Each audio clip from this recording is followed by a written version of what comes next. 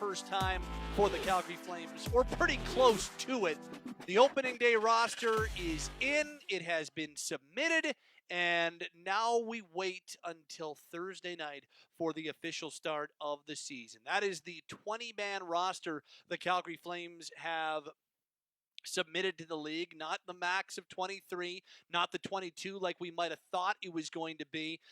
You've got your 12 forwards, your 6 defense, and your 2 goaltenders. They're going with the bare minimum. The taxi squad includes guys who we thought might be NHL regulars, like Derek Ryan, like Oliver Shillington, even Connor Mackey on that taxi squad. So 20 on the main roster, 6 on the taxi squad, and we are close to the start of the Calgary Flames 2020-21 season. Welcome to Flamesnation Live. It's Pat Steinberg along with you. We are live in our Sportsnet 960 downtown studio on this Tuesday night. Rosters are in across the league. Let's get into it. Mike first in. He says it 2 more days to light it up. We've got Alex in, Noah's in, Pamela's in, Elias and Josh all in with us.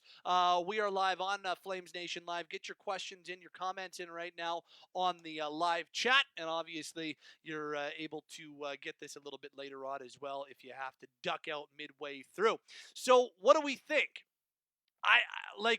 As soon as I saw Derek Ryan on waivers yesterday, I was a little surprised at first. Like when we saw Derek Ryan on waivers, I was not waking up yesterday waiting for that to happen. That was a little surprising. But when you know or when you wrap your head around this whole bizarre year that we're about to witness, it makes a little bit more sense. We've never seen a taxi squad in the history of the NHL. Taxi squad exists because we're playing in the middle of a pandemic and we don't know what's going to happen.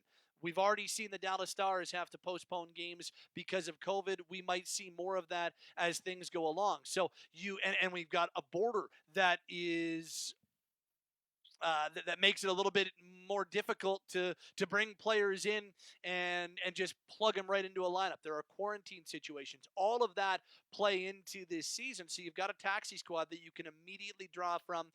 And as Brad Treliving said when he joined us on the Big Show a little earlier today, anybody on the taxi squad is deemed available to play. So you put a Derek Ryan on the taxi squad and you're able to accrue some cap space. And as our Flames Nation overlord has put it so many times, the daily cap, the salary cap is a daily thing. The salary cap is a living, breathing, evolving entity.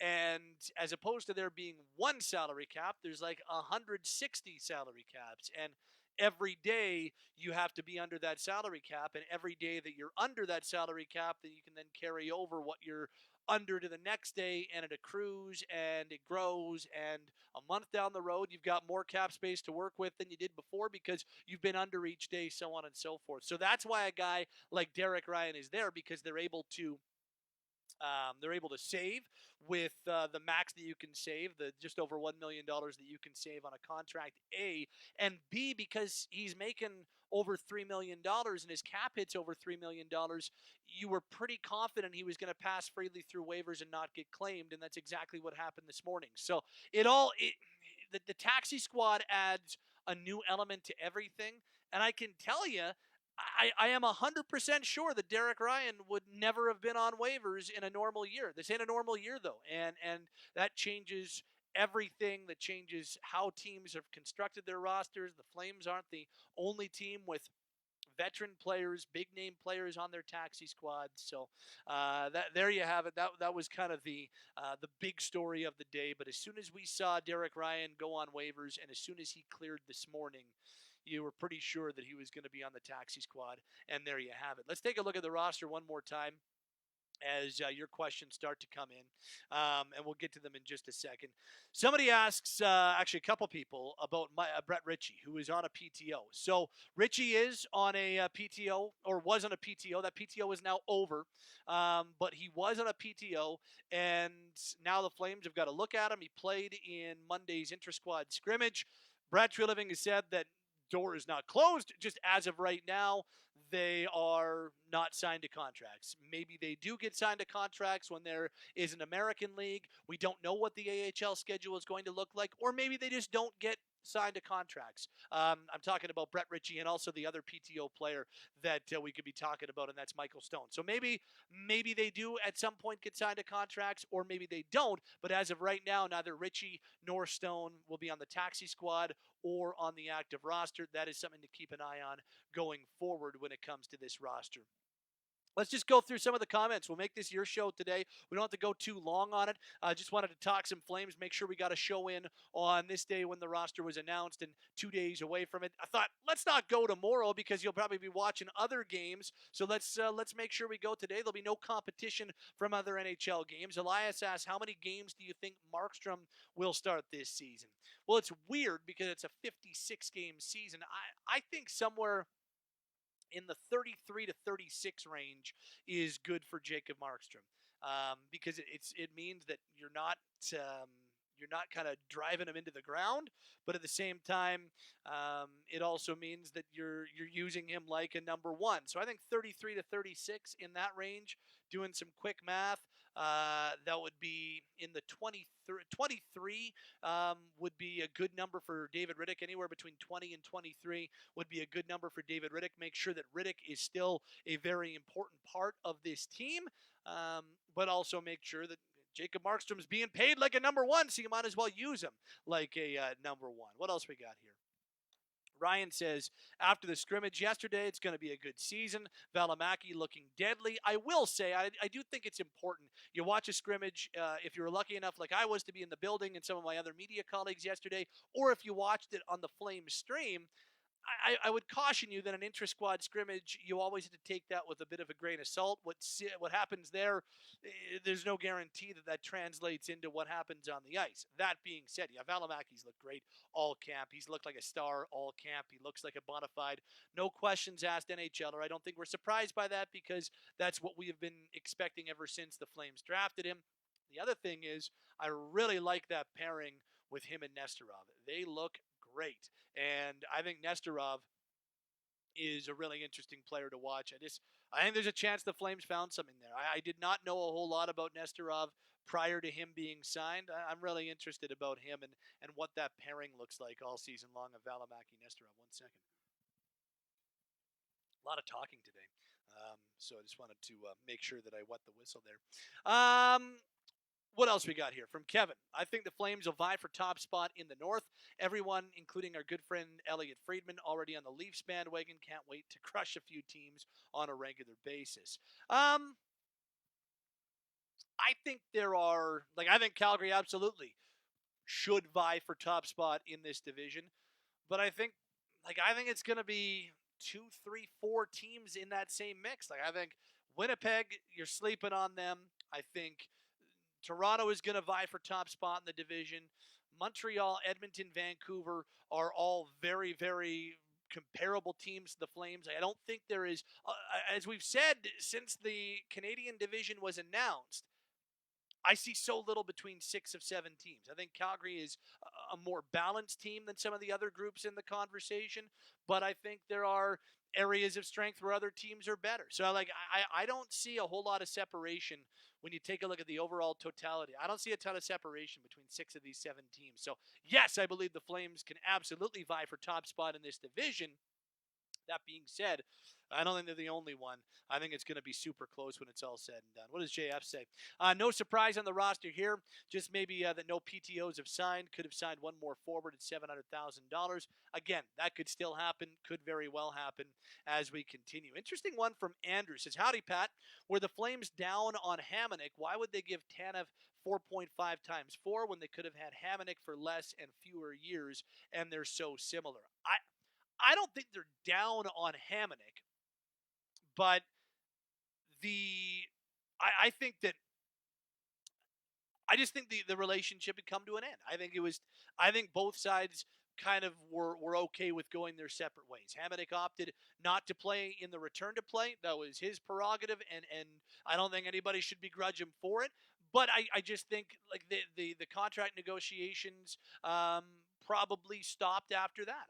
And you know that I don't think the Flames were caught off guard by Hamonic not coming back, but I think once that happened, I think the contract negotiations probably had already gone in a different direction. I think that both sides had decided it was time to move on. I think, I just comparing Tanev and Hamonic, I do think they're absolutely comparable, similar players. I think Tanev skates a little bit better. I know he's a little older, not significantly older, but a little older. Um, and the other thing to answer that question is, I don't know if the Flames could have gotten Hamonic 1 times 1.5 when they signed Tanev. You know what I'm saying? Like when they signed Tanev, this is a different situation. That was the beginning of free agency, and they had decided to part ways with Hamonic. So I don't think they could have said, "Hey, we're giving you 1 times 1.5. Come on back." I think once TJ Brody left, they said we need to sign somebody else to play on our right side. Remember, it's not just Hamonic; it's also Brody that left. I think that in the moment, Tanev was not a replacement, but a guy that they pivoted to once Brody decided to go to Toronto, and the Hamonic situation was something they were already kind of anticipating and aware of. So I get the question, but I don't know if it's necessarily as simple as that, if that makes any sense, Andrew. John says, holy crap, how am I going to listen to both Flames Nation Live and the NHL preview show at the same time? Real world problems. Yes, I'm on the air at 960 right now doing an NHL preview show that was taped this morning, and doing this. This is the actual live one. Trade secrets. What else we got here on our live chat? Dylan asks, thoughts on Nestorov making the team over Shillington? Not surprised. I think Nestorov's the better defenseman right now. More veteran, more mature. I think better all-round defenseman, better defensively. So that's not a surprise to me, Dylan. I think Nestorov has been one of the most impressive players for me at camp to this point. What else we got here at 960-960? Josh says Nesty is hidden gold. We shall wait and see. I do think there is something there, though. Dylan also says Levo's a secret weapon this season. Somebody predicting 40-plus points for Dubé this year. 40-plus in a 56-game season? That is a bold prediction at this point. Sam asks, what happened to Petrovic? Nothing has happened to Petrovic. Here's the deal. Brad Treliving clarified this today when he joined us in the big show. That's up at sportsnet.ca/960 right now. Situation with players like Petrovic, if they are going to the American League, right now they can still be with the team. So Petrovic will just go to the American League at some point when the AHL starts their season. But as of right now, AHL players like Glenn Godden, like Justin Kirkland, like some of the other guys that Garrett Sparks, players that have been sent or will be sent to the American League, they can stay with the Flames until the AHL starts and until that training camp starts. Somebody asked about Ruzicka. There's another good example, Matthew Phillips. Any of those guys will stay with the team right now, practice in kind of a second group, and then once AHL training camp, Stockton training camp starts, then they'll go there, and they will start their season in the American Hockey League if that season starts. That is still very much up in the air. But that's an update on a guy like Petrovic. What else we got here on our live chat on Flames Nation Live? By the way, this is Flames Nation Live. My name is Pat Steinberg. Hopefully you're doing well. Be tuned to flamesnation.ca. We're back into real coverage as the season starts on Thursday. Scott asks, who do you think will be the first player they'll call up, or can they call anyone up at this point? Well, it'll be one of the 6 guys from the taxi squad.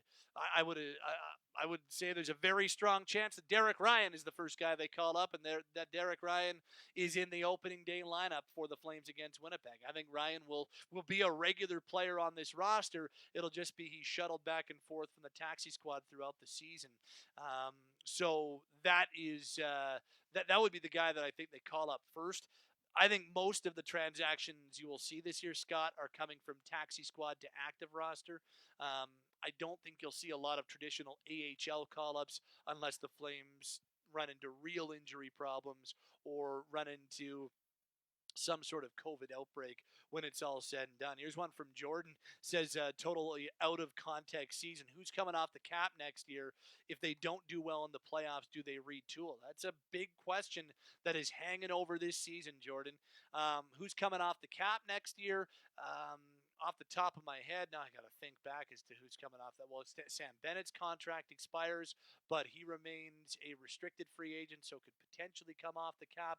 Derek Ryan off the top of my head. I'm pulling up cap friendly right now, but Derek Ryan comes off the cap. Who else is off next year?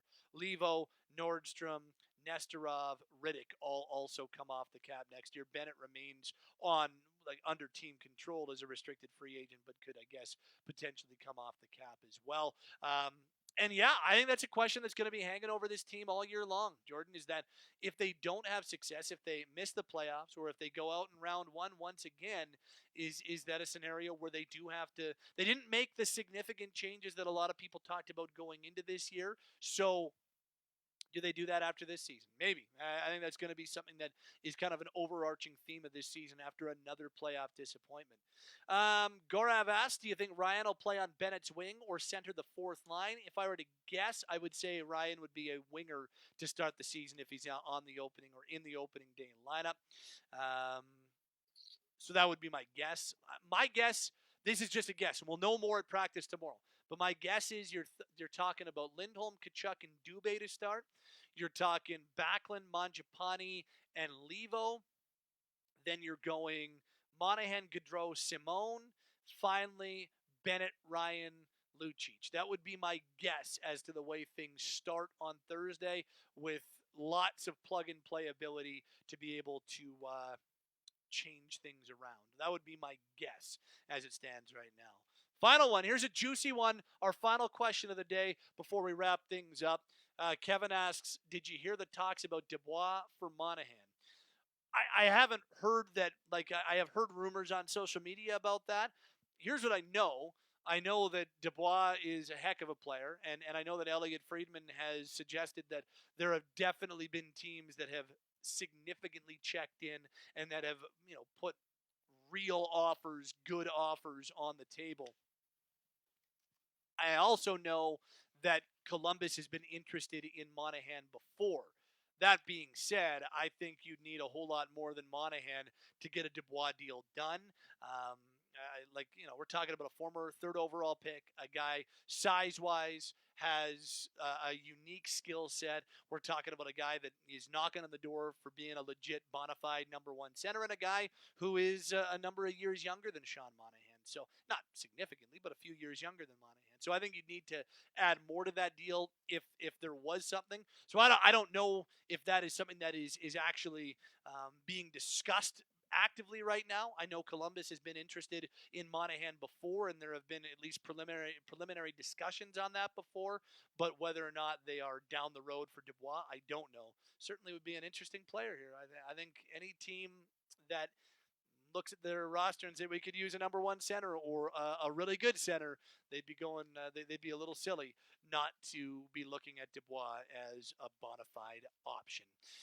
Good stuff. We will do another one of these probably on Friday following the first game of the season for the Flames. We'll have it for you right here on Sportsnet 96 of the Fan. Thursday, 6 o'clock. We'll be on the air. I've got your pregame show at 5 o'clock Thursday. Flames and Jets. Enjoy it. Enjoy the start of the season tomorrow across the NHL. We'll talk to you with Pike on Friday. Stay safe. Be well. It's been awesome. It's back. We're actually back talking about hockey for real. Let's get this thing started. We'll talk to you Friday. This has been Flames Nation Live. Be well, everybody.